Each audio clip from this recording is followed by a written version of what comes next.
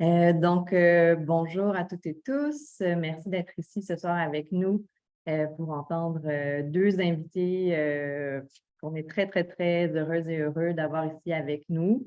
Donc, Kalpona Akter, qui est une des fondatrices et directrices exécutives du Bangladesh Center for Workers' Solidarity, qui défend donc les droits des travailleuses du textile au Bangladesh qui vivent de plein fouet l'exploitation de laquelle dépend finalement nos modes de consommation, de surproduction, une partie donc du système économique capitaliste, on pourrait dire.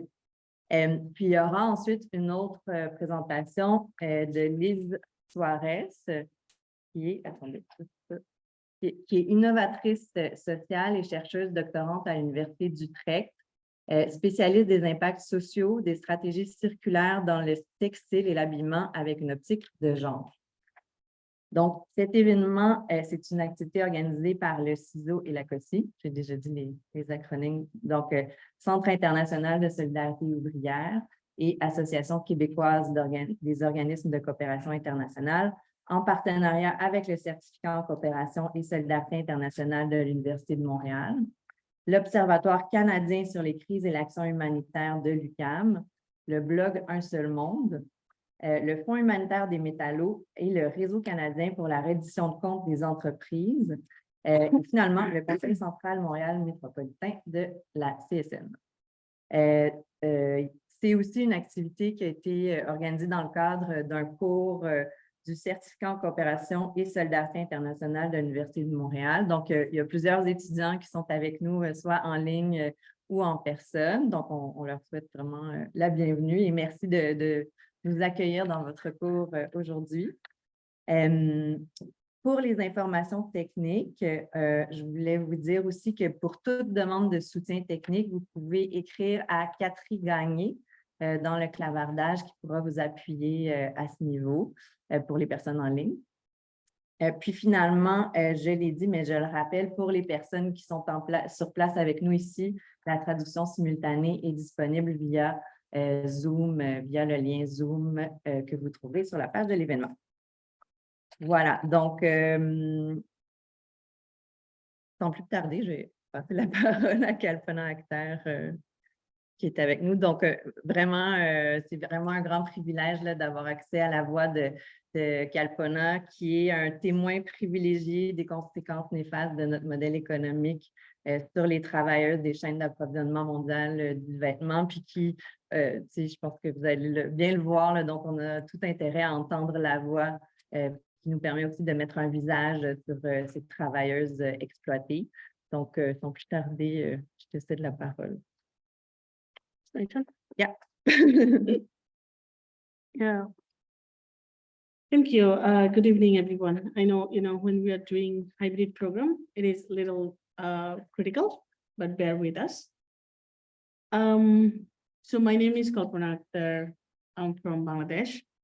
And I know that Emily already said who I am, but the way I love to describe myself, simply like Kalpona Travelmakers. Okay. So the Bangladesh is the second largest apparel producer in the world after China. We have over 4 million workers are working and making clothes for mostly Western countries.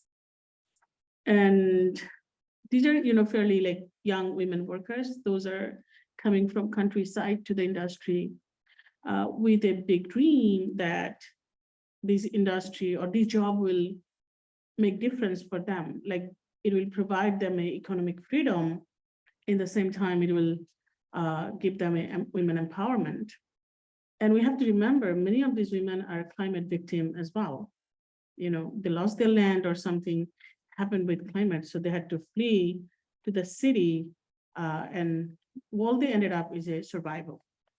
So soon they start, working in the factory, their dreams goes away because it's just ended up with a poverty wages, a workplace that have verbal, sometimes physical abuses, a workplace that has enormous gender-based violences. So the wages that our workers are made, when I say poverty wages, it will tell you that how tough it is. Our workers make less than $100, 100 Canadian dollars a month. And it is a legal minimum wage, but it's not a adequate minimum wage for workers. It is tough for one person to live with that money, let alone if she has kids at home. And she needs to toil her life, like, long shifting hour to achieve this money. Like in a civilized world, when we work, that means that we wanted to take us out from the poverty. But how hard our women workers or workers in the garment industry is trying, they cannot go out of this poverty because the companies, precarious behavior from these companies, because of the precarious system that we have that has been built by the government or by our manufacturers. It is often that our workers get traded, beaten, falsely charged when they try to raise their voice to review the wages. Even when they join with union, their activism being criminalized, their voice being criminalized. Many of them, they face a handful number of criminal charges. And I'm not, I'm among them, like who face imprisonment and face like 14 different criminal charges just being supporting workers' voices. When I say this factory has enormous GBVs, so gender-based violence is one of the, precarious things that we have in our industry. In many cases, our women workers even cannot define that they're being sexually harassed by their male coworkers or by their supervisors for years, because many of the time they don't know the forms of violences, or even the knows. It's a cultural taboo not to talk about it. So the silence, haven't break, but it's changing. So, last 3 years, when I mentioned like last 3 years, it's during pandemic. The pandemic was really practical for everyone. Everyone pretty much like in the room or who are listening us over Zoom, everyone. But the situation was really, really dire for our workers in the production countries, including like my country in Bangladesh. It is over 300,000 workers lost their job during this time, only from garment sector. And again, majority of them are women. If I haven't connected, but I wanted to share that in our, when I said that we have 4 million workers are working, 60% of them young female workers are working. So the workers who lost their job, again, majority of them was the female worker, and they just had to go back to ground zero and starving with their children. And why? Because of the precarious business practice from these companies, the precarious business model that we had to experience. Soon the pandemic spread. All these companies just started either canceling their orders or postpone them or denying to pay the bill. And many of them was that shameless that they didn't pay workers, but they did, announce, they did pay to their shareholder, this part of the world. Or some of them was that shameless that they, make profit for 30 years, and out of blue, this during pandemic, they said, we don't have money and we are bankrupt, so they don't need to take any liabilities. That also we had to, experience. And top of that, why our workers had to start?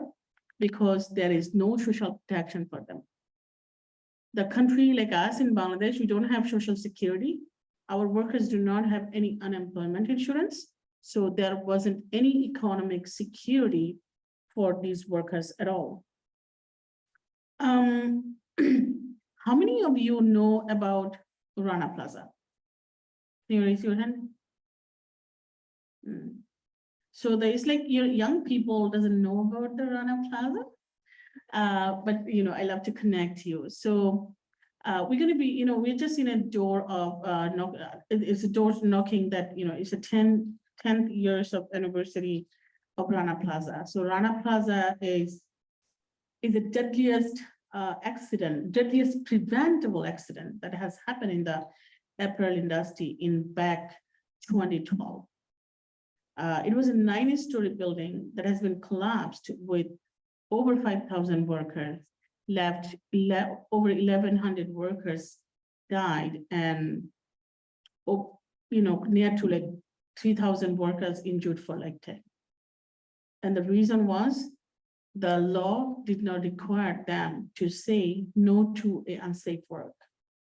The workers saw the crack in the building previous day, they walk out, but in the following morning, it has been announced that a engineer has been inspected, who announced that this building will, nothing had problem. And the building owner, who is, superly colluded with the politics, who announced that this building will be leased for 100 years, but that did not last for 100 minutes after he said that. And the workers really received a minimal compensation for workers, and to bring this company and make them to pay the compensation for workers, we had to campaign, I think, over 4 years in a row globally, only for $30 million. And top of that, that really, Rana Plaza really made a global outcry. It has been shown to the globe that the clothes that are making in the production countries are not making in a safe workplace.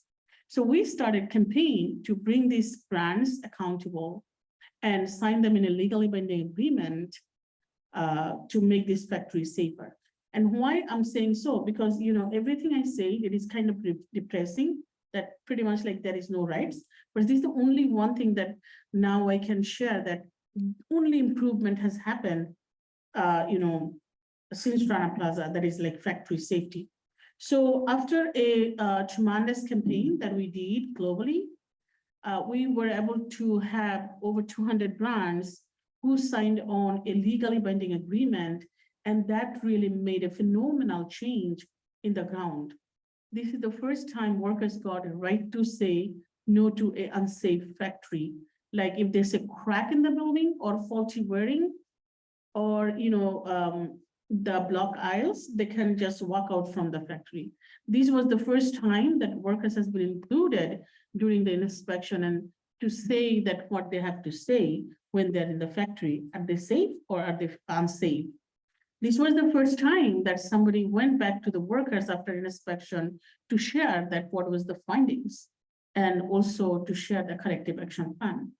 So now we have over 1,600 factories where a little more 2 million workers are working in a safe workplace, but we still have 2 million workers, those are not working in a safe place because our government didn't do adequate measures to make those factories safer. So yet we need to, keep fighting.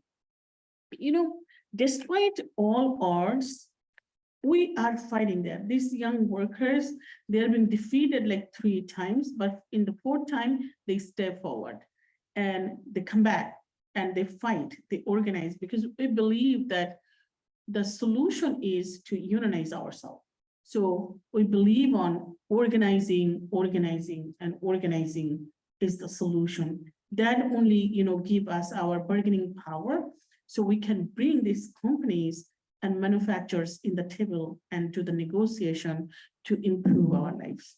But the place I am from, or our workers are from, it is not that easy.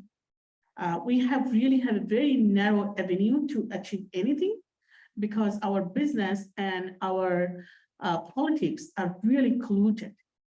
We have over 40% of our parliamentarian members who own group of garment factories, and rest of them are their friends. So it's not a parliament for people, it's a business club. So whenever I say that we're being trained and beaten, it happens because there is no power neutralization. The factory owners can use their musclemen, they can use police, even army, when they need to, give us a lesson, especially the time we are organizing. But we can do that because there is a people who really care about us from this part of the world. I definitely will talk about it, but I wanted to stop here and then, happy to answer other questions or happy to be in the other part. Thanks.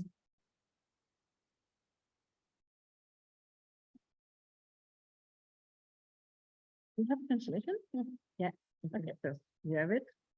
No, I just hear you. Really? Mhm. Ah non, mais là, c'est parce que je parlais. Si je parle en français, est-ce que la traduction est accessible? Oui? OK. Yes, yes. Merci énormément de partager avec nous toute cette expérience.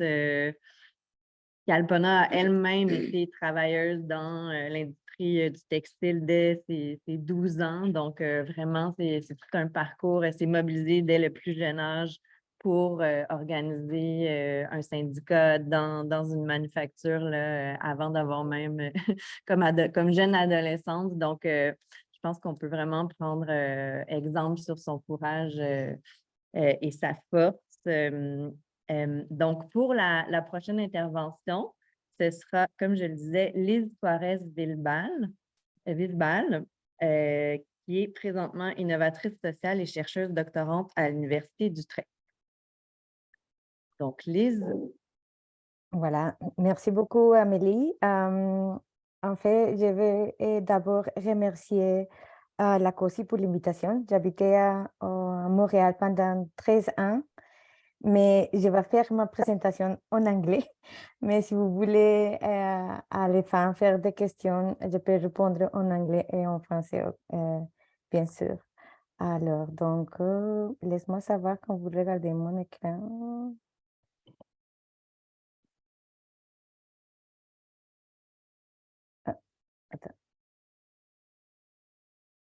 Est-ce que vous les voyez?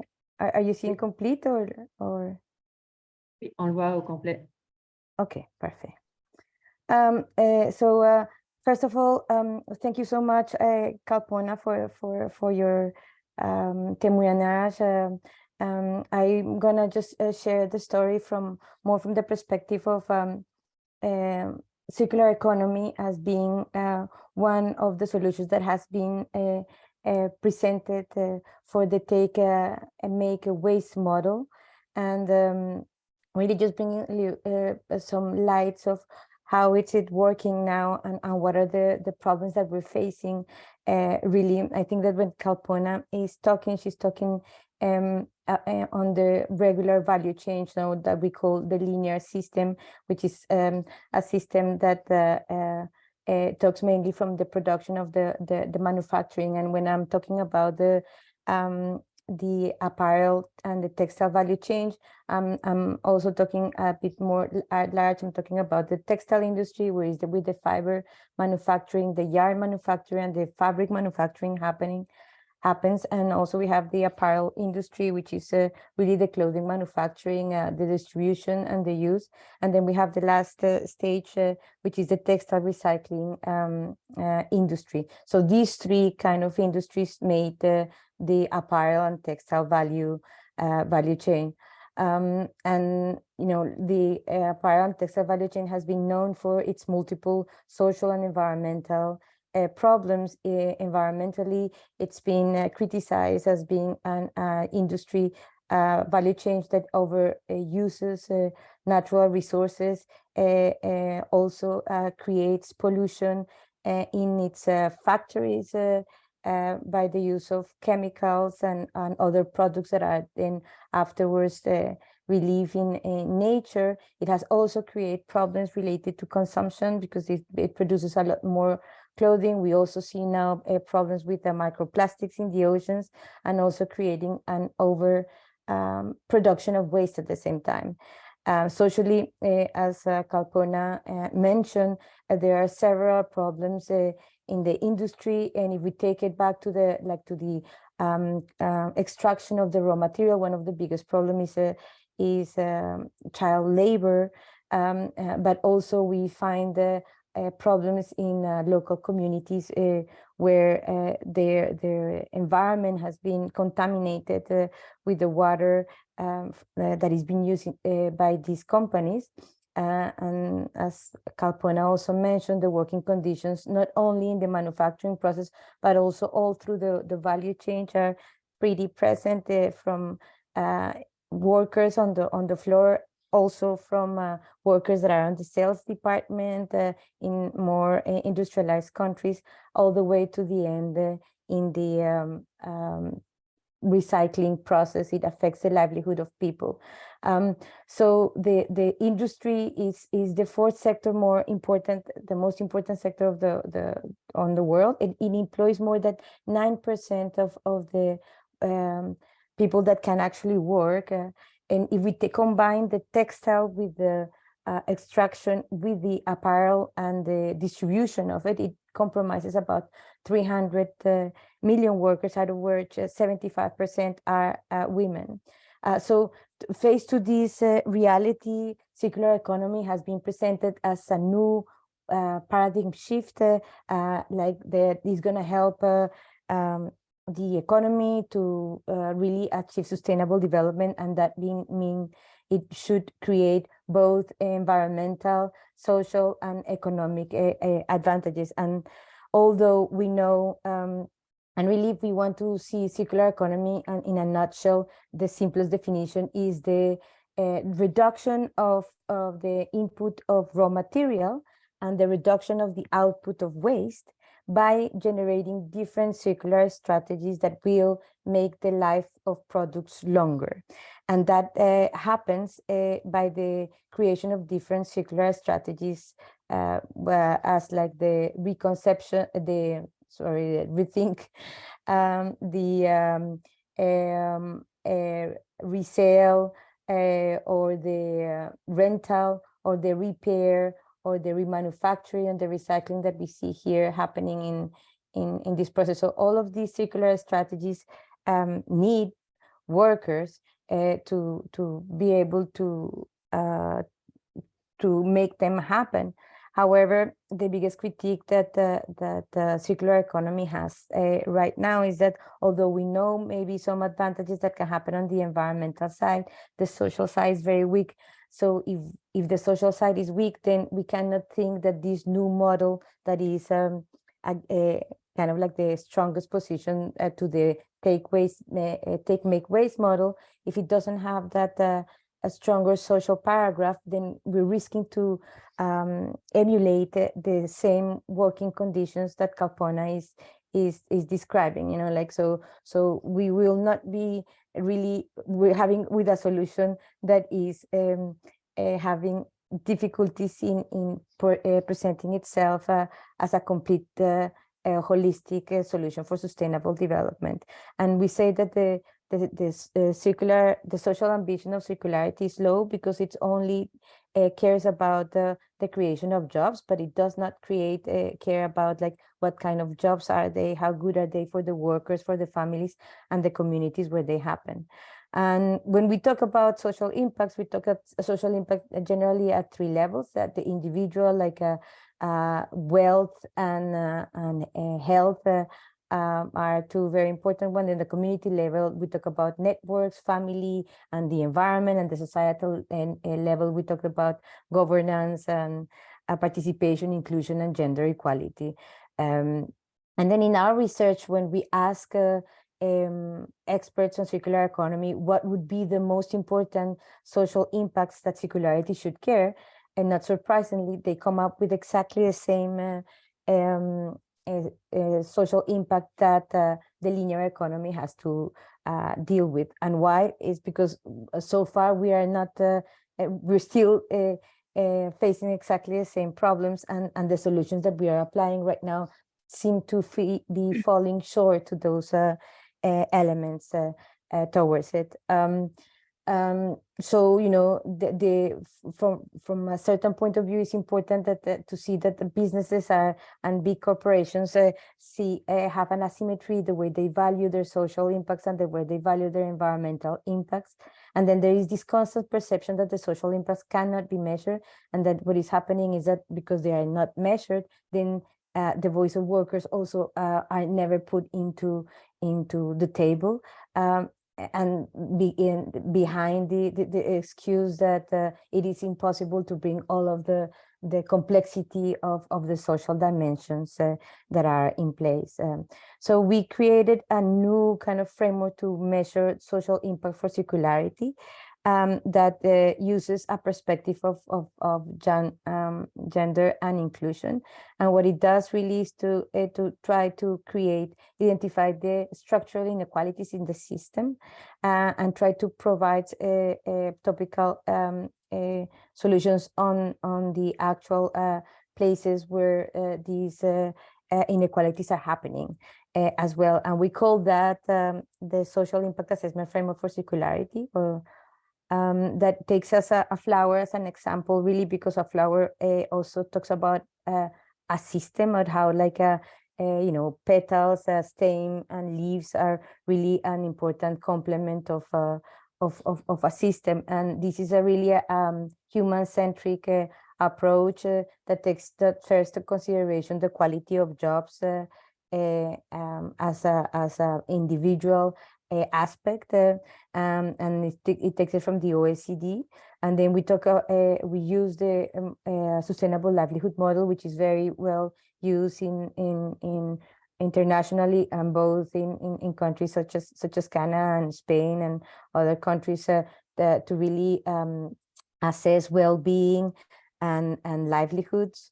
And then the last petals, there are 7 indicators that are related to more inclusion and gender equality, and that's a combination of 2 different tools that were created together. And with that, we kind of created this. We have also, as also Kalpona mentioned, the difficulties. You cannot analyze the industry if you do not take into consideration the sociocultural context and also the power dynamics that operate between workers, factories, supplier, brands, consumers. And at the end, what we have is a tool that allows us to kind of try to bring some evidence, concrete evidence of what circular strategies are doing right now in terms of social impact. So if you want, that flower becomes kind of this graph, and in the graph we see disaggregated by gender. The first bar is women, and the second bar is always male. And then we see from scale from 1 to 4 how good the different indicators perform based on these dimensions. And we also see that orange is for the quality of job, as pink is for the sustainable livelihood, and gender equality and inclusion is purple. So when we did this study, we did it in 3 countries, in Spain, India, and the Netherlands. And I wanted to just show a little bit about the Netherlands, because you could compare a little bit the reality of the Netherlands to Canada. And what we see here is that if we are only taking into consideration the social impact, like the composition of circularity is very similar to the composition of the industry. So we see that most of the workers are women. In the remanufacturing, in the resale, the rental, and the recycling of processes, 75% of them are immigrant women, and then we also find a lot of part-time jobs, that everything that has to do in the rental component. Then if we looked into the situation in India, just to be clear with the focus here, well, we see that there is a lot of informality, and also 64% of women of workers are also women. So we kind of like showing that there is an emulation of the whole linear apparel value chain. You might not be able to see this on detail, but what I want to show here is that despite it doesn't matter what kind of circular strategy, we see really a big difference between men and women, especially when it has to do with the pay gaps. And then, and also in other elements of livelihood, we see that there is also very low in everything that has to do with social aspects or financial aspect. And we also see a very low voice and collective bargaining component depending of the different strategies. And if we look at the same thing for India, we see a more complex picture in which there's still a big difference between genders again, and there is a big difference between voice and collective bargaining that we can see here in the purple one, and a lot of impact in livelihoods. This is due to the fact that there's also in circularity a lot of informal workers, a lot of small companies that are also or like autonomous workers that are replicating the same kind of practices in the industry. So just to kind of like finalize here, what we wanted, my point with this research is really to prove that for as long as we're not able to change fundamentally the way that the system works, we are going to be just patchworking solutions that might create worse conditions that what we're trying to fit. So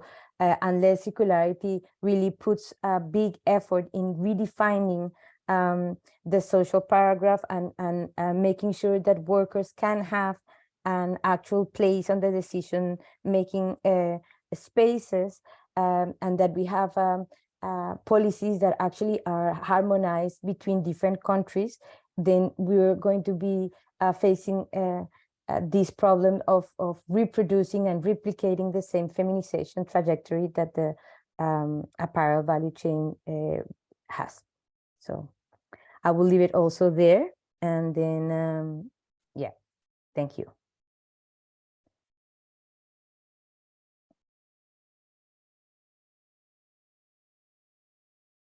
Merci. Merci énormément, Lise. En fait, on était vraiment intéressés à avoir ta présentation parce que ça ouvre la porte vers une réflexion alternative. On sait que les Journées québécoises de la solidarité internationale ont comme thème la justice économique. Donc, c'était une manière de voir si on peut réfléchir collectivement à un modèle qui soit différent et plus juste. Donc, l'économie circulaire est une porte ouverte. On voit bien qu'elle est imparfaite encore. Puis je pense que certainement, il y a une question de volonté politique. Comment on contraint des compagnies qui ne souhaitent pas nécessairement diminuer leurs profits, parce qu'améliorer les conditions de travail ou réduire la pollution à leurs yeux, souvent, c'est diminuer leurs profits, puis c'est plus un coût économique qu'une question de principe. Donc, je pense que ça ouvre bien la porte à la prochaine section des présentations qui vise à demander à Kalpona et à Lise quel type d'action collective on peut mettre en œuvre en solidarité avec ces travailleuses-là du Bangladesh ou d'Inde ou du Pakistan, d'Éthiopie, qui vivent malheureusement les impacts humains, l'oppression, l'exploitation, les inégalités de manière très, très, très concrète dans leur vie. Kalpona parle d'un salaire de pauvreté, mais c'est un salaire de misère qui emprisonne les familles de génération en génération dans la pauvreté. Donc, on souhaite, je pense, toutes et tous lutter contre cela. Donc, si Kalpona, tu as quelques pistes d'action à proposer. Yeah, sure. Yeah. So when I talked about, the Accord on Bangladesh Fire and Building Safety, that was only, that was only to have possible because of the international solidarity, because we fought together from a worker down to the supply chain, to a consumers, a trade unionist across the globe. We fought together. We make these brands responsible. We went to every shareholder meeting we could go. We went to every community meeting, every union, conventions or conference. And, there are many students across the US. They went to their university, to their chancellor, to asking them to ask their licensees to sign that code. So we made like near to 30 universities to ask their licensees to sign that code. So it was It wasn't like, trade unionists among themselves or workers to workers solidarity. It was every single people, made that possible. So that kind of solidarity really needed in order to make difference in the ground. So one example is a quote, how we made difference. Second, when you are a trade unionist student or a social worker or a worker from NGO, in the same time, you are a consumers too. You are buying the clothes that making in the production countries at this moment. I know the garment used to be once in this part of the world, but it's not you pushed them to go from here, that you don't want to work, or we did not tell them to come to us, and they did not go to us to charity. It is all about they found a cheap labor elsewhere, then they moved. It was company who changed their footstep. It's not our fault. So now it is time for make these companies accountable for hold their supply chain so we can stop them in one place. Every time when you go to a store, buy a clothes, regardless where it is made at, start ask more question, from just go beyond like size, style, color and price. I should say you should start asking that you wanted to buy these clothes, but you wanted to know more about this worker, who made it for you, how much they have been paid, do they have union voice, is those factories safe, do they have social protection, is those factory are gender-based violence free. Trust me, many of these store managers never heard this question.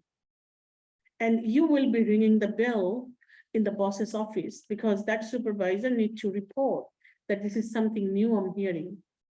And for you, you just need to ask that.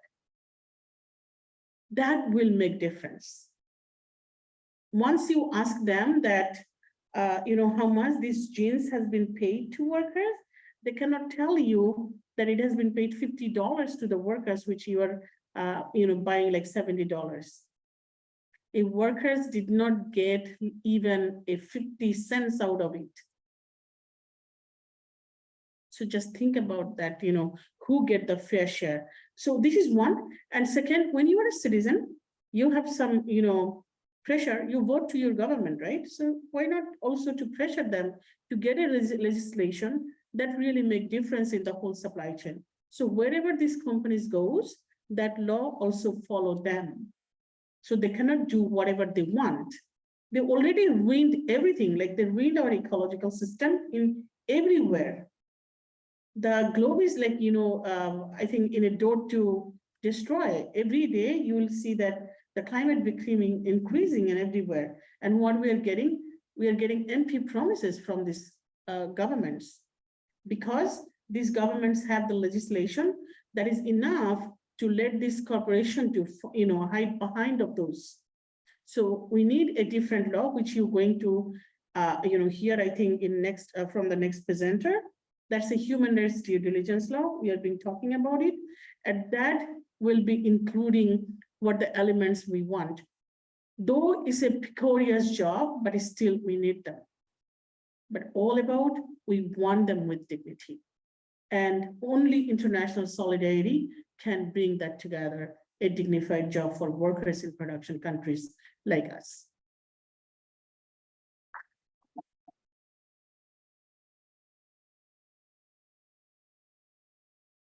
Yeah, well, I think that Kalpona has said it very well. I cannot but support all of her points. The only addition that I will want to have is I think that as consumers, we should think of, as consumers, we have a decision to make, but I think that's not the last step, it is the first step. So I do believe that it is important that we understand the value chain as this system, and that the connections that happen in whatever we do in this part of the world has a very concrete and direct effect in the other side of the world. And then I had been always preoccupied about this tension between, you know, if it's produced locally or if it's produced internationally. And I think it is very important to keep in mind that not by localizing works, you are fixing the situation somewhere else. You are just like shifting the problem somewhere else. So it is very important to think of what we want is that there are better worker conditions for all workers in Bangladesh, in India, and also for the workers that are in developed countries, also that are not going with well conditions, or there are immigrants or refugees. You know, that I think that's an important component to have this systemic approach to it. And I will overstress the idea of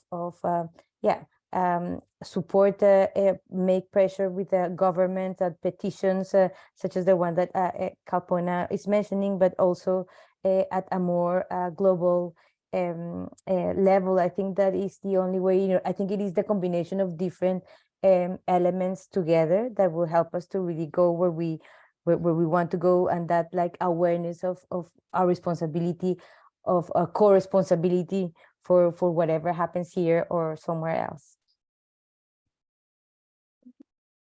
You want to add something? Yeah, I mean, Liz, you was great, of course, yeah.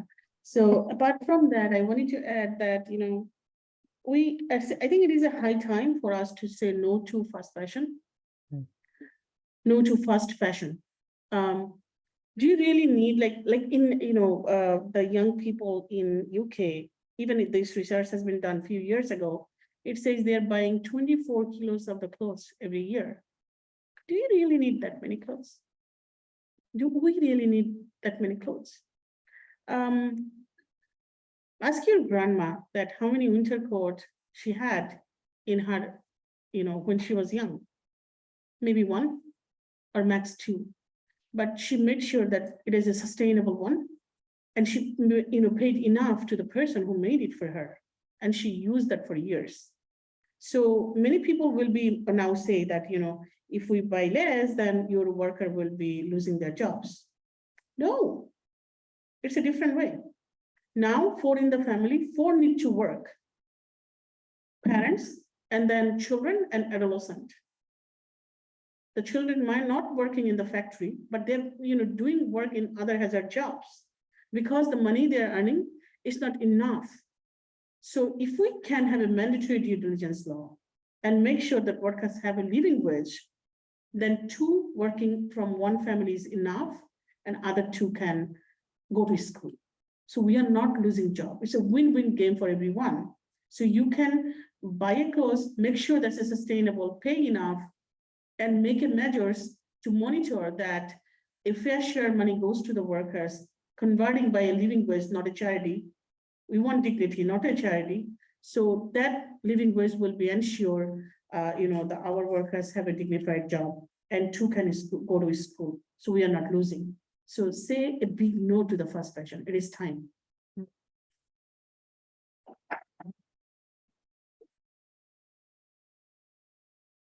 Oui, c'est aussi certainement une des industries les plus polluantes en temps de lutte contre les changements climatiques. Les émissions de gaz à effet de serre sont impressionnantes dans l'industrie du textile, parce que les produits synthétiques, en fait, c'est du plastique qui provient du pétrole, donc on l'oublie parfois.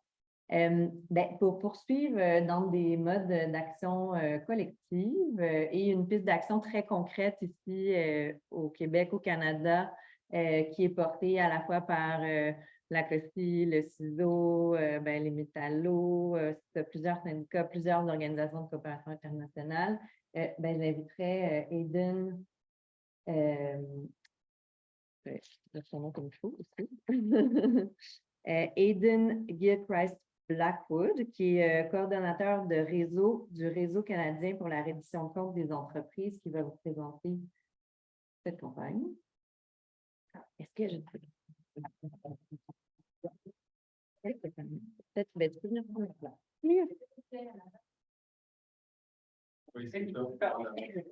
Pardon. Hi, Aiden. Hello. Nice to see you again. Good to see you. Salut tout le monde et merci beaucoup pour l'invitation d'être ici parmi vous, et merci beaucoup pour les excellentes présentations qui ont été faites. vraiment, c'est une grande honneur d'être ici. Et je vais très brièvement parler d'une campagne du RCRCE pour un type de loi qui pourrait fournir un type de cadre qui pourrait s'adresser ici, une façon qu'on pourrait agir ici localement pour freiner les abus des droits humains par les entreprises canadiennes qui sont commises, comme on vient d'apprendre, le monde entier. Très brièvement, juste pour dire un petit mot sur le RCRCE, comme Amélie vient d'expliquer, beaucoup d'organismes ici au Québec sont des membres, y compris AQOCI, CISO et les métallos, parmi bien d'autres.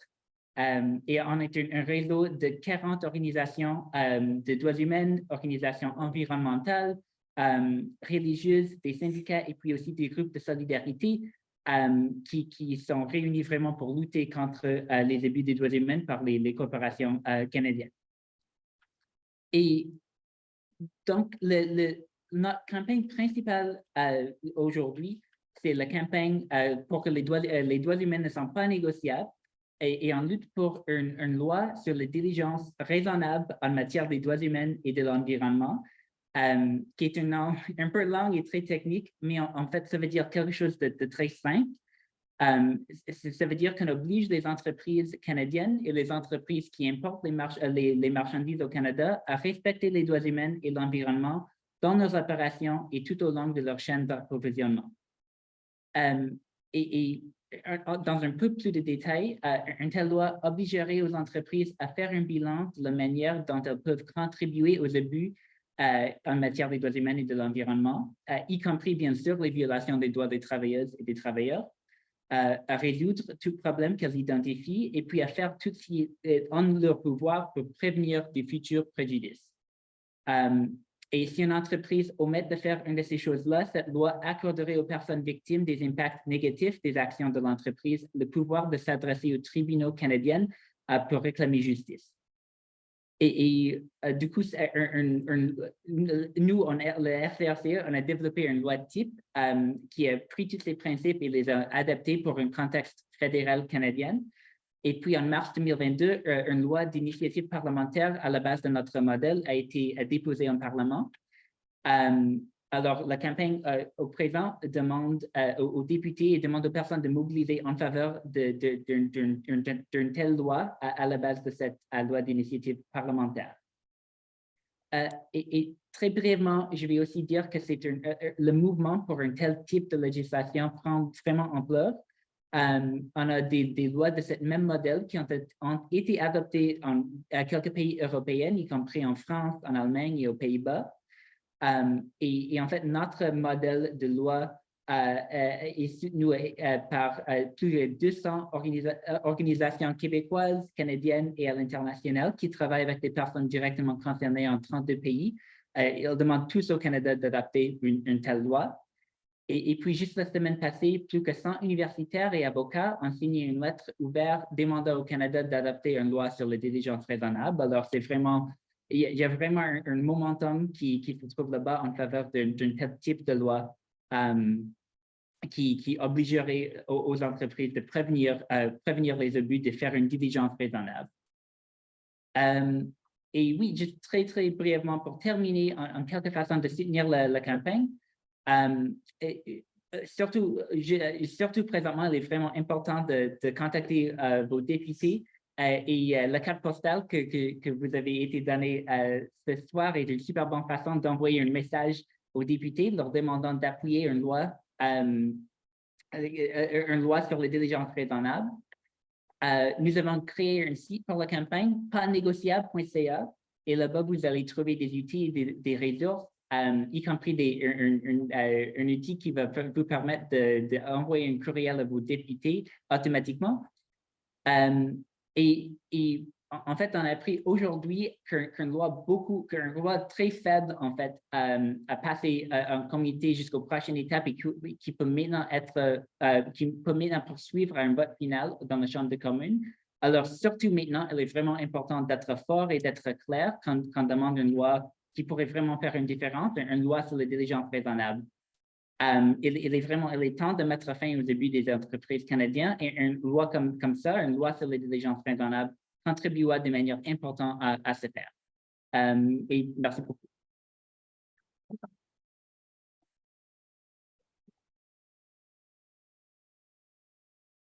Merci beaucoup, Aiden. Donc, vraiment, on vous invite à aller signer la pétition en ligne, à écrire à vos députés pour faire pression pour l'adoption d'une loi qui soit réellement contraignante, qui donne accès à la justice, etc. Mais donc, ce que je voulais souligner aussi, c'est le sens que ça donne d'agir collectivement, parce qu'on parle, oui, des choix individuels, puis des habitudes de consommation, puis c'est sûr que diminuer sa consommation de vêtements, c'est une extrêmement bonne idée, ne serait-ce que pensant à l'impact environnemental, mais aussi si on produit moins de vêtements, bien, on met moins de pression sur les travailleuses pour produire à la dernière minute sur demande par les grandes marques. Mais d'autre part, parfois, ça peut avoir un effet culpabilisant sur les gens puis isolé plutôt que de les amener à se dire que c'est une lutte collective, que c'est une lutte pour la défense des droits de tous et toutes, puis qu'on est tous interreliés. Donc, dans ce sens-là, en tout cas, bien, il y a plusieurs groupes ici, je pense, qui prônent vraiment plus des campagnes collectives parce que pour changer globalement le système, c'est beaucoup plus porteur à long terme. Et donc, dans ce sens-là, comme le disait Kalpona, le 24 avril prochain, en 2023, c'est le 10e anniversaire de l'écroulement du Rana Plaza. Et donc, en tout cas, je sais que la coordination québécoise de la Marche mondiale des femmes est déjà en train d'organiser l'action collective qui aura lieu devant certaines compagnies à cette occasion-là du 10e anniversaire. Donc, je vous invite à suivre cette information-là puis à être présent en grand nombre, donc, dans quelques mois avec nous. Voilà, donc on serait rendu, puis je veux juste vous mentionner aussi que sur la table là-bas, si vous êtes intéressé à avoir plus d'informations, il y a une recherche qui a été publiée par le CISO sur l'industrie du textile au Bangladesh et sur l'efficacité ou la non-efficacité, ou en tout cas si qu'est-ce qui permet aux campagnes de solidarité de réellement renforcer les mouvements ouvriers ou de la société civile au Bangladesh. Donc, si vous êtes intéressé à les voir, ils sont sur la table là-bas. Il y a aussi une bande dessinée sur l'industrie du textile du Québec au Mexique, au Bangladesh, qui explique là, la mondialisation de l'industrie du textile et ses impacts. Donc, je vous invite aussi à vous en procurer. On serait rendu à la période de questions. J'ai vu qu'il y avait déjà une question dans... est-ce que, c'est ça, est-ce qu'on ouvre les micros, Marie-Sophie, ou... en même temps, là, comme elle est écrite.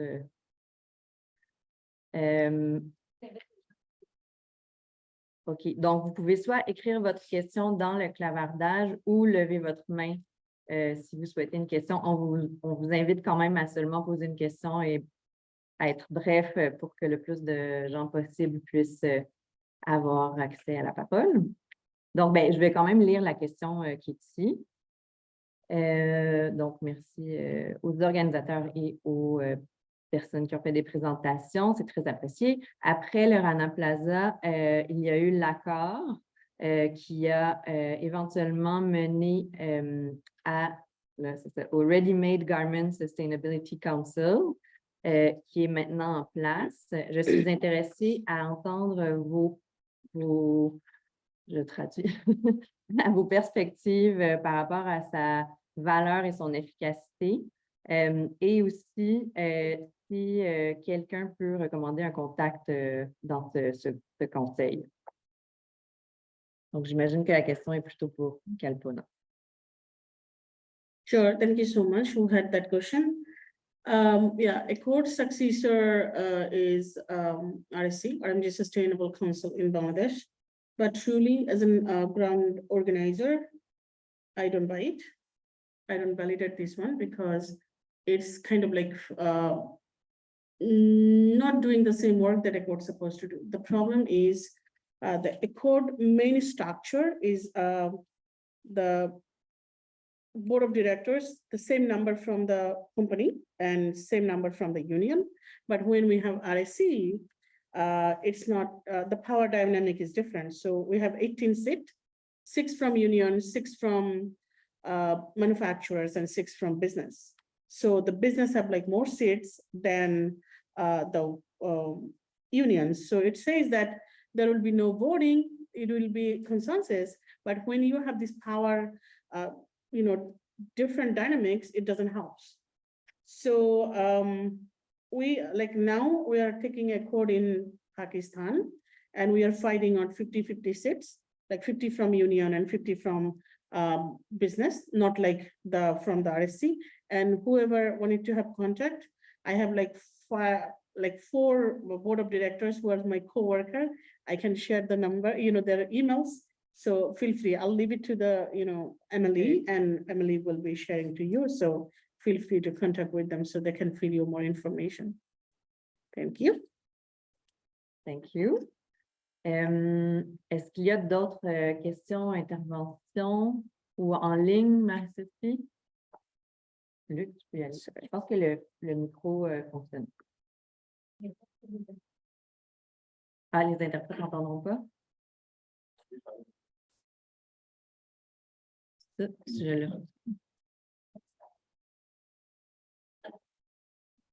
Merci.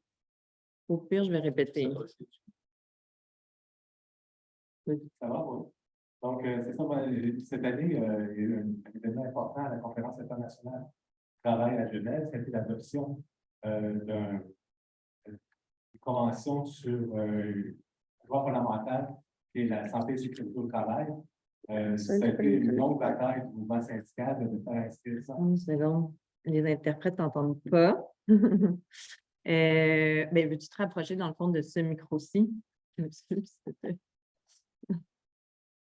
Micro ici. Ça, c'est un micro, ouais. C'est un micro, ça? D'accord. Bon, d'accord. Donc, c'est ça ce que je disais, c'est que cette année à Genève, il y a eu un événement important. La Conférence internationale du travail a ajouté la sécurité et la santé comme un principe et un droit fondamental du travail. Et il y avait déjà 4 principes fondamentaux. Les autres, c'était le droit d'association, la liberté d'association, l'élimination de tout travail forcé obligatoire, l'abolition effective du travail des enfants, l'élimination de la discrimination. Mais c'est un très long travail d'inscrire comme droit fondamental la santé et sécurité au travail. Ça a pris des années avant d'obtenir ça. Moi, j'étais en 2019 à Genève quand il y a eu le 100e anniversaire et c'était l'objectif, c'était d'obtenir ce droit fondamental-là. Et on s'est heurté aux compagnies. Et l'argument des compagnies, c'est qu'ils disaient ça prend un avantage comparatif pour investir au sud. Au nord, on a des rendements. Si on veut investir au sud, ça prend un avantage comparatif. Et cet avantage comparatif-là, c'est de ne pas respecter la santé et la sécurité des travailleurs. Alors, c'était vraiment flagrant là, comme opposition des travailleurs. Et ça a pris 3 ans, enfin, pour qu'on l'obtienne. Et ma question, c'est est-ce que cette convention-là peut vous aider à améliorer les conditions de vie, les conditions de travail, puis lutter contre la santé, avoir de meilleures conditions de santé et de sécurité au travail. Merci. Merci. Est-ce qu'il y a d'autres questions? On peut en prendre quelques-unes en ligne. Est-ce qu'il y en a d'autres, Marie-Sophie? Non? Ah, OK. Daniel, he raised hand.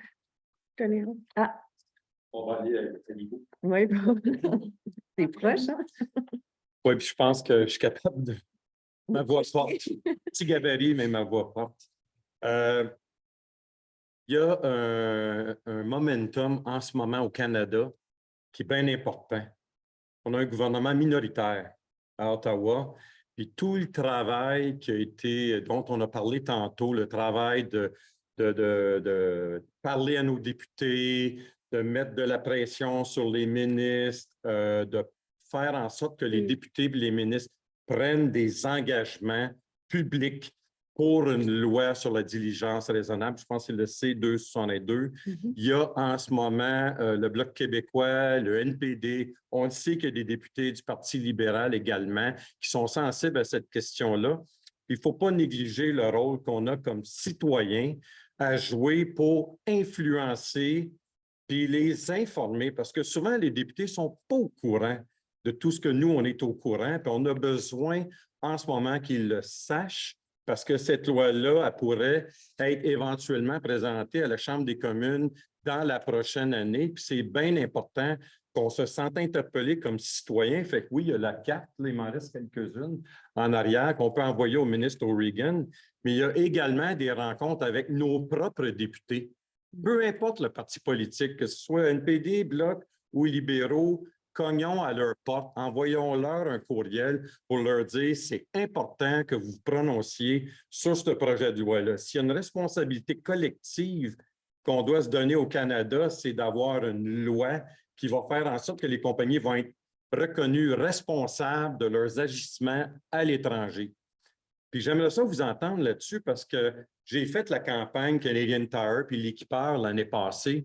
Puis un des arguments qui revenait des gérants, c'était « Oui, mais on respecte les lois du Bangladesh, les lois du salaire minimum et tout ça. » Toute la notion de salaire viable, c'est ça qu'il faut dire à nos députés et à nos ministres, que ça doit être ça qui soit l'esprit du contenu de la loi, que ce n'est pas juste une question de respecter le salaire minimum dans un pays comme le Bangladesh, mais que les travailleuses, parce que c'est une majorité de femmes, aient un salaire viable pour être en mesure de nourrir leurs enfants, les envoyer à l'école et faire en sorte que ce ne soit pas le grand-père, la mère, les enfants et les petits-enfants dans la même famille qui doivent travailler pour pouvoir survivre. Merci. Je vois personne en salle. Donc, il y a 2 questions en ligne. Donc, monsieur ou madame Kiernagan, qui souhaite savoir, est-ce que vous voyez le déséquilibre de pouvoir dans les décisions actuelles du conseil de tout à l'heure, le R&B Sustainability Council, ou est-ce que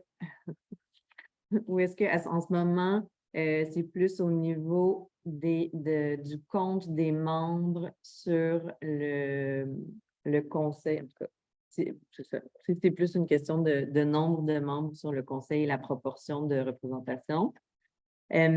Ensuite, Bertrand Guibard demande,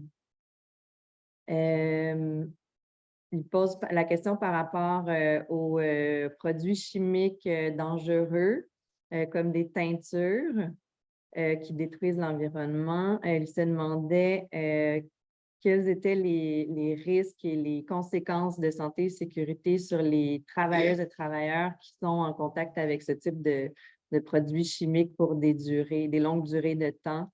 Puis, est-ce qu'il y a eu des actions qui ont été faites pour rendre leur environnement de travail plus sécuritaire? Et aussi la fameuse question, est-ce que vous appuyez les actions de boycott? Bon, je vais poser aussi la 3e question. Donc, Emilia Castro, maintenant, il faudra que la mobilisation au Québec pour le 24 avril soit en action visible dans toutes les régions. La CCMM sera présente, c'est pas une question. Merci, Emilia. Donc, mais Lise aussi, si tu veux ajouter, même si la question ne s'adresse pas directement toujours à toi, il n'y a aucun problème. Bien sûr. Pues je laisse Kalpona commencer et j'ajouterai des commentaires au monsieur. Sure, thank you. I mean, first, answering to you, I know this is really milestone,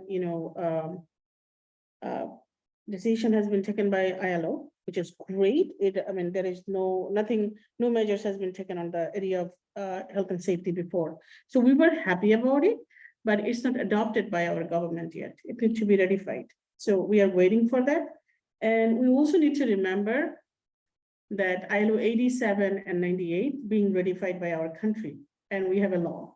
So ILO Convention 87 gives right to organize, and 98 give right to bargain with our respective management, but we are not free to.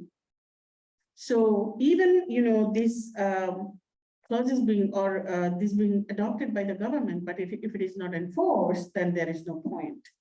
But we are hoping, or we are fighting to have that to verify our government, including like ILO Convention C-190 to eliminate gender-based violence from work of the world. So we are working on that. Just for your information, Bangladesh being in ILO special paragraph for quite a few years now, and just submitted ILO road to action plan. Action plan just last year, I guess. But the report we have been seeing is totally lied what our government will say. So we are from the trade union group. We are preparing another report to send to the ILO and to show that what government is saying is not true, especially the area of workers organizing, like till Rana Plaza in garment industry, we had 146 union. So our union formation system is different than yours.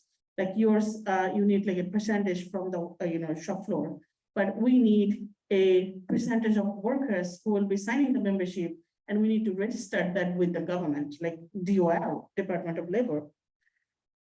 And due to the global outcry, a huge number, like in a quantity, has been increased. Like now, government is giving us a number that 1,100 factory union has been registered, but if we talk about how many collective bargaining we have, it is less than 50, and they're functioning with difficulties. So the country was able to increase the number, the quantity, not the quality of union. But I'm optimistic, so we wanted to hope for this best, the ILO occupation and safety thing. Responding to the RSC issue, it is not about like a number, it is the power game. Okay, so when you don't have like power balanced from both sides, you really don't achieve anything. So we are fighting to have our equal number, equal seats there. So we just don't, we are free to speak when we are in the committee. We don't feel that there is a fear that they have like bigger number and we do have less, because business always hold business back, not the workers. That is our experience. And respond to the famous question that should we buy or I shouldn't buy? Should we boycott? I mean, I know that, when you are far from a country and hear something, there's the dilemma that people get, but very, loud and clear answer, no boycott. Boycott would be suicide for the production country workers, including mine. What we want, I already said, but I wanted to echo that again. We need these jobs. We want these jobs and we need these jobs, but we want them with dignity. We want, and a dignified job would be that brings us a living wage, a union voice at workplace, a workplace that gender-based violence free, a workplace that is safe, not like a Rana Plaza, and a workplace and country where we have social protection. This is the 5 pillars we need into the this dignified job. And it's not a rocket science to understand for the companies, nor for the manufacturers, nor for the government.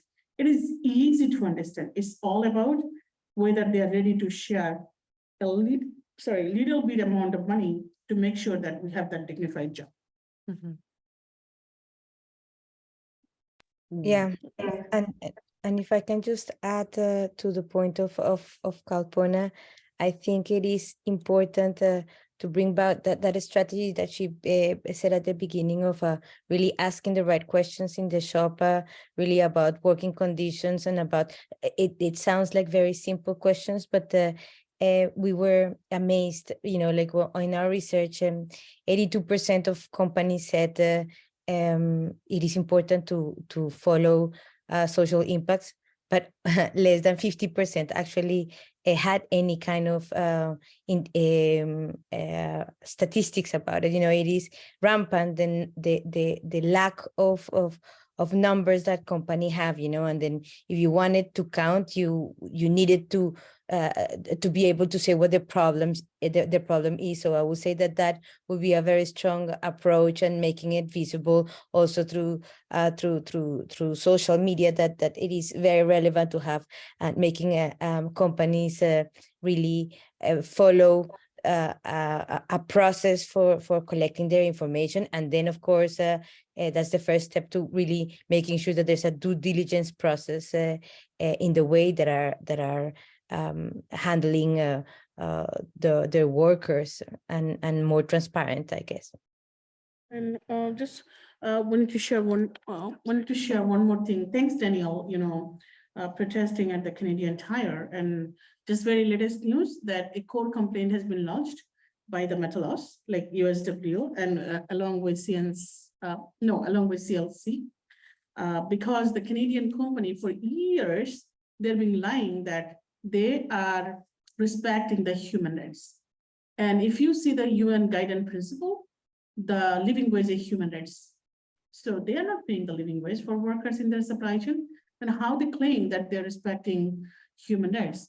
I know that, the core is not a binding process, but to make sure that core is not working, someone needs to complain. And I think the complaint has been lodged, and we look forward to see that what's happening.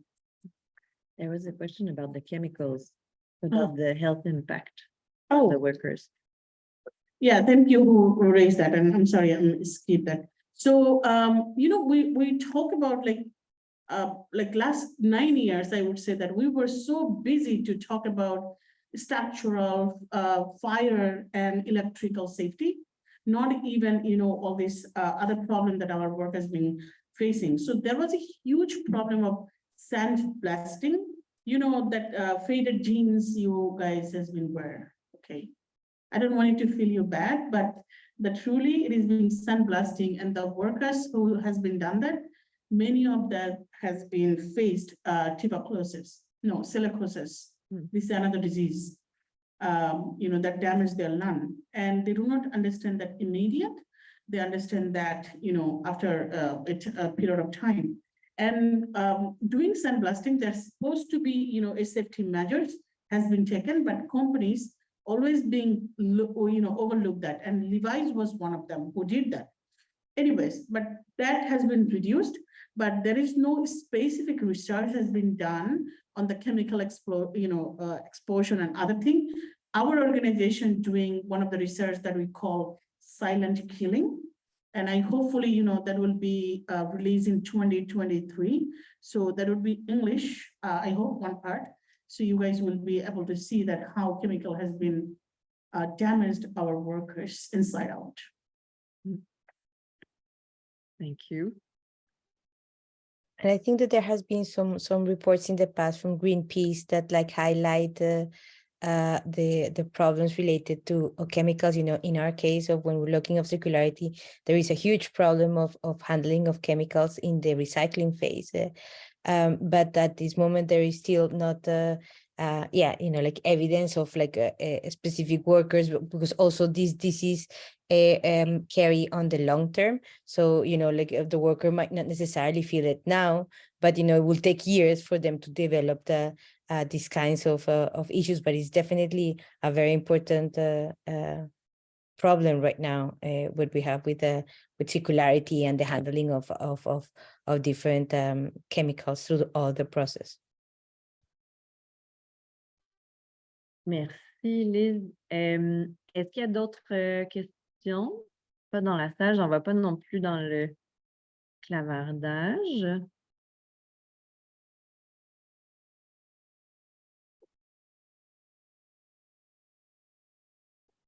Mais c'est plus intimidant.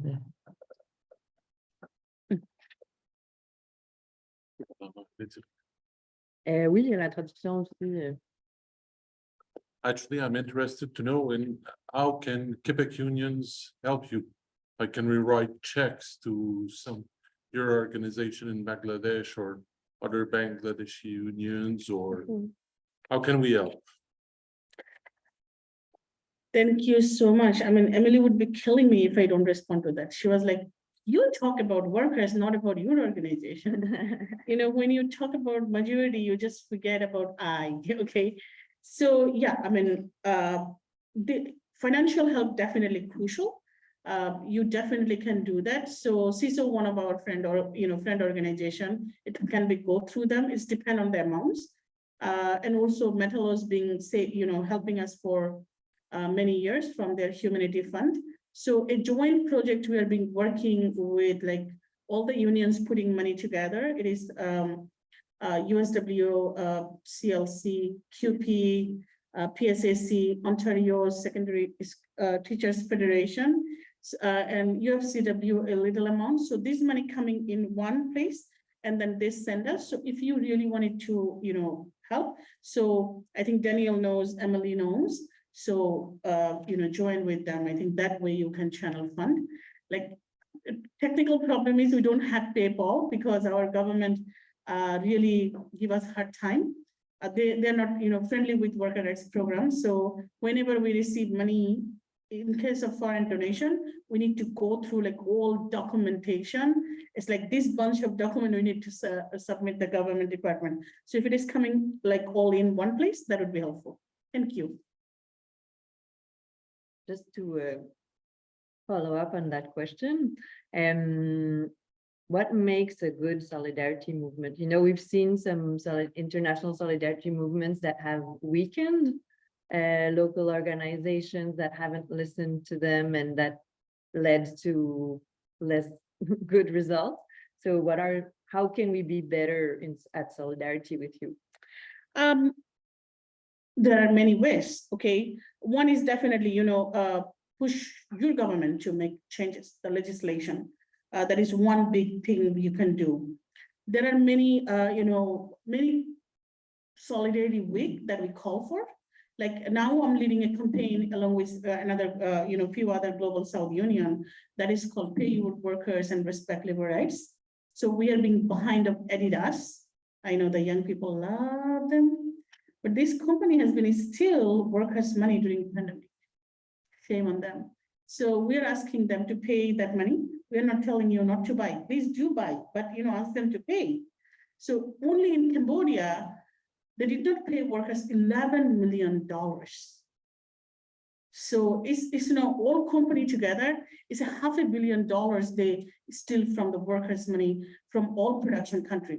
So I'm leading this campaign along with other folks and asking the brands to pay the money that workers owe to them, and also set a severance grantee fund for future. So in case of any emergency or job, losing the jobs, workers are not starving with their children. So whenever we call this kind of global, day of action, please give us solidarity support. Like have a postcard. If you need to go to the store, go there, name and shame them. Like I think, as Danielle said, they went to the Canadian Tire a couple of times and they pushed them out, but there was enough shameless to make them shame. So do that. I mean, those because company, all they're afraid about their images. So that they don't want it to lose. So make some, damage on their image. That will make difference for them.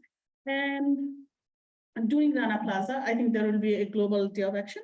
So please join with that, because it is not for Bangladeshi worker anymore. It is for other country workers too. Like we are seeing that sisters and brothers dying in Pakistan, in Morocco, in Egypt, and we need to save them as well. So please give your voice on that. And I think you already mentioned that financially support wherever it is needed, not necessarily only my organization, also others like who needed that. Global South people really suffering. So a support goes to them, will be help them to educate themselves about the law and rights, and they can fight for. Mm-hmm.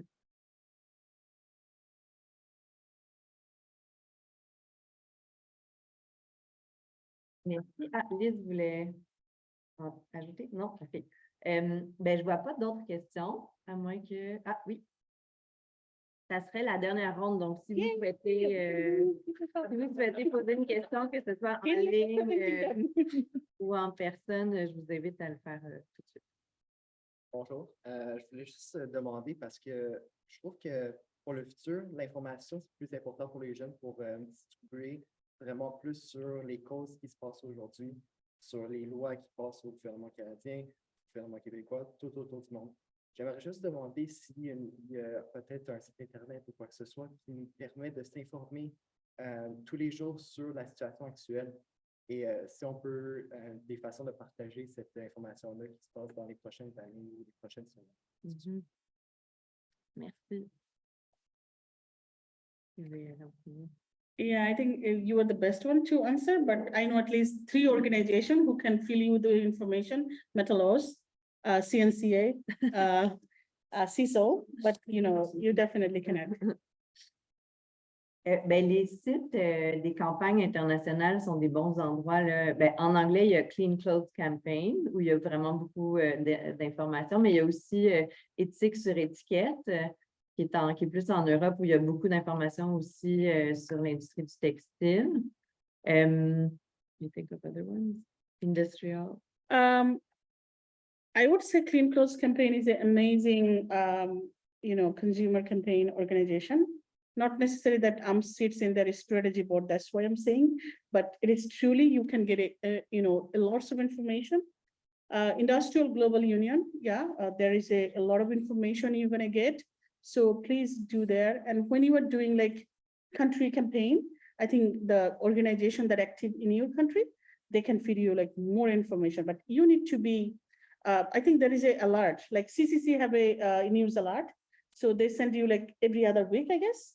So you can get, you can sign up and get the information. And it's kind of like all global South information you can get together.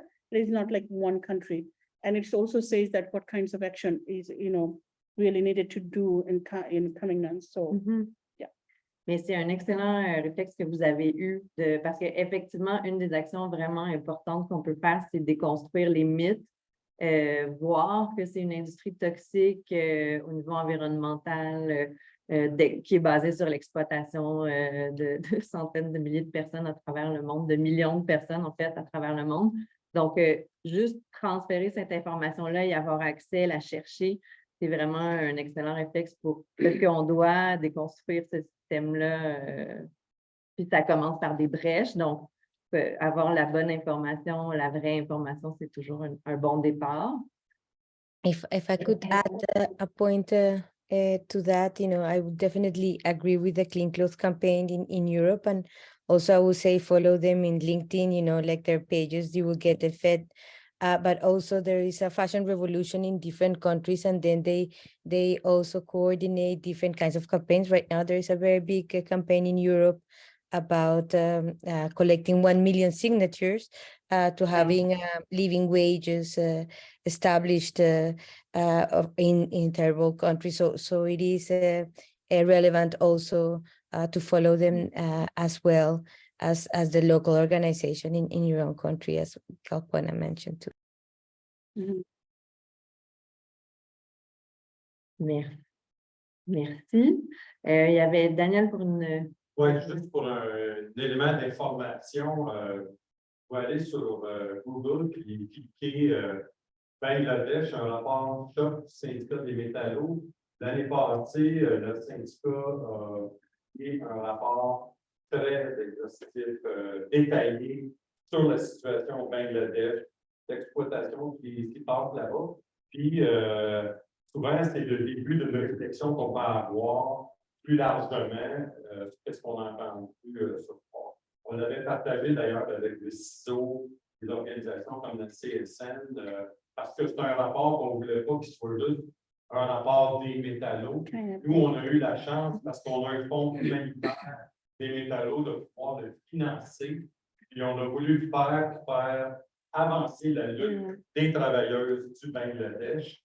Puis peut-être un élément supplémentaire par rapport à qu'est-ce qu'on peut faire, soutenir les organisations syndicales des pays du Sud, leur faire confiance, puis les appuyer de toutes les manières possibles ici, par des moyens financiers, puis en organisant aussi des missions pour aller au Bangladesh ou ailleurs sur la planète pour voir, puis échanger avec les militants et les militantes de ces pays-là sur les luttes qui nous rassemblent bien plus qu'on le pense.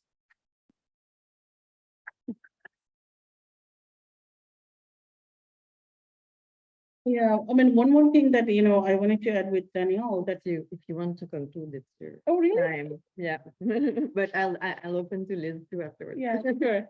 Okay, so I want to just add with that, every year, like before pandemic, depressed time, right? So before pandemic, we would be, hosting some delegation, international delegation from the union, like from Canada, US, and we also host the students. Okay, you can come alone, or you can, join with these union folks. It will be seriously eye-opening for you, because you will be the actor in coming days. You don't know that what industry will be ending up. But if you really see this situation by yourself, that will make really difference. So you can think of, like, why not, join any of these delegation, come over and see that how the human faces look like in other part of the world. Merci. Liz, si tu voulais un mot de conclusion. Yeah, well, I would like just to finish up by saying that,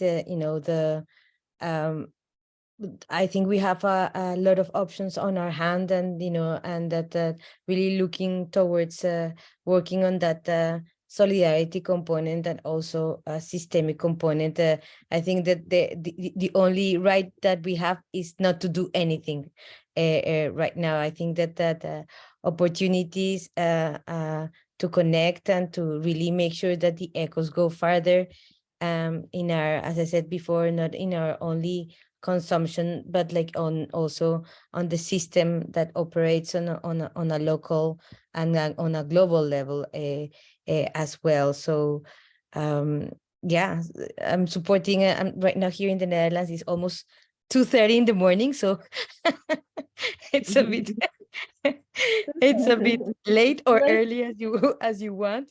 But I really wanted to have that echoes of that the importance of having the connection of north south really always present, because it on a daily basis we need to feel that it's moving, and that connection really can make things move forward.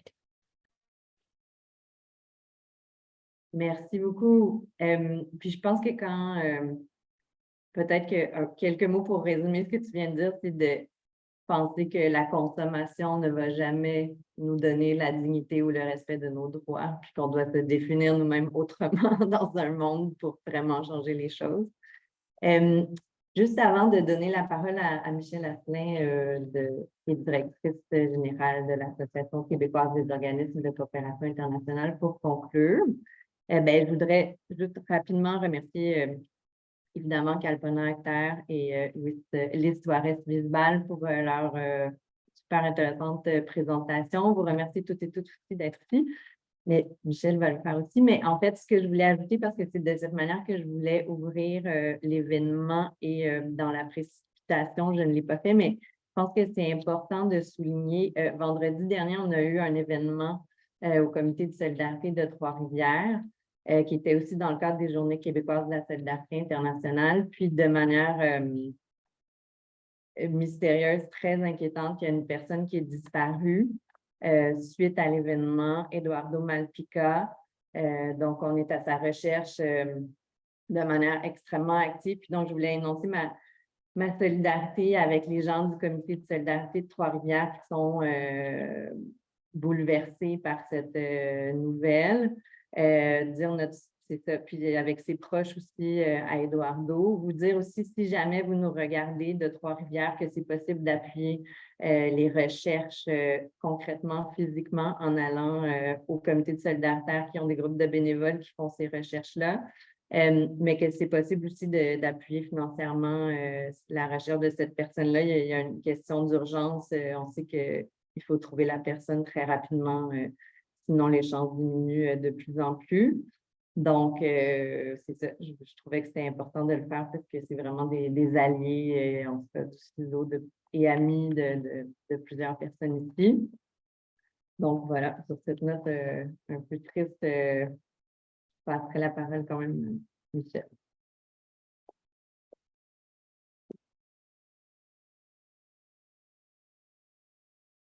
C'est pas long. Alors, ça fait drôle de parler de dos à la salle. Bon. Ouais, hein, bon.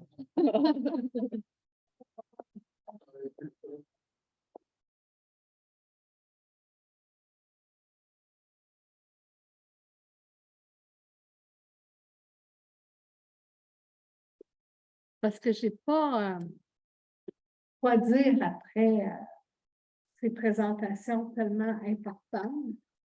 Je voudrais du fond du cœur remercier Lise et Kalpona. Particulièrement Kalpona, je sais qu'elle fait le tour du monde et qu'elle répète son message. Elle est engagée, toute sa vie est engagée dans cette lutte. C'est un exemple et c'est un espoir. Elle nous rappelle que chaque geste compte et que les batailles que nous ne menons pas, on ne les gagnera pas. Alors, donc, il faut... c'est une bataille du quotidien puisque tout le monde en porte des vêtements. On a tous des vêtements. Alors, donc, c'est une bataille pour l'avenir de l'humanité, puisque porter des vêtements avec dignité, pour se rappeler celles qui les fabriquent, ces vêtements, pour nous, qui doivent pouvoir gagner leur vie dignement. Et c'est un modèle de lutte pour toutes les luttes que nous menons. Alors, donc, engageons-nous ce soir et demain. Signons la pétition, posons des gestes collectifs. Prenons rendez-vous pour le 24 avril. Il y aura des manifestations ici à Montréal et ailleurs au Québec. Certainement, c'est un engagement de la Marche mondiale des femmes aussi à travers le monde. Alors, d'ici, on forme une grande chaîne de solidarité et solide. Et donc, on ne peut pas t'oublier, Kalpona, ni Lise. Et j'espère qu'on aura l'occasion de vous revoir et de fêter de grandes victoires ensemble. Merci beaucoup.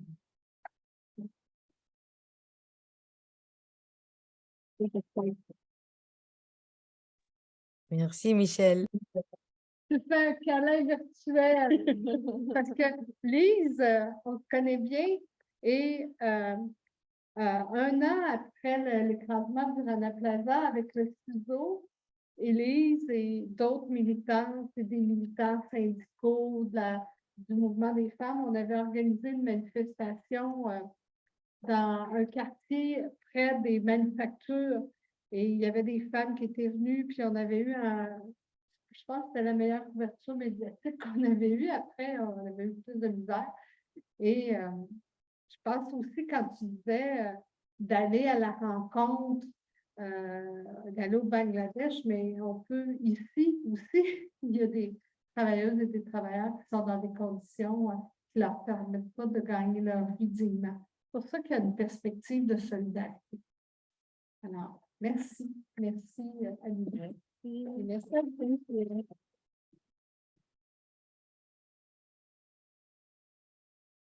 Merci aussi aux interprètes en ligne de la coop Largo.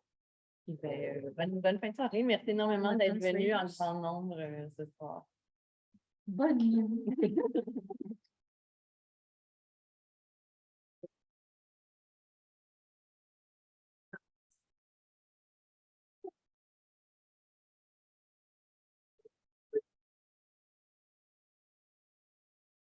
Et puis, je trouve qu'elle est...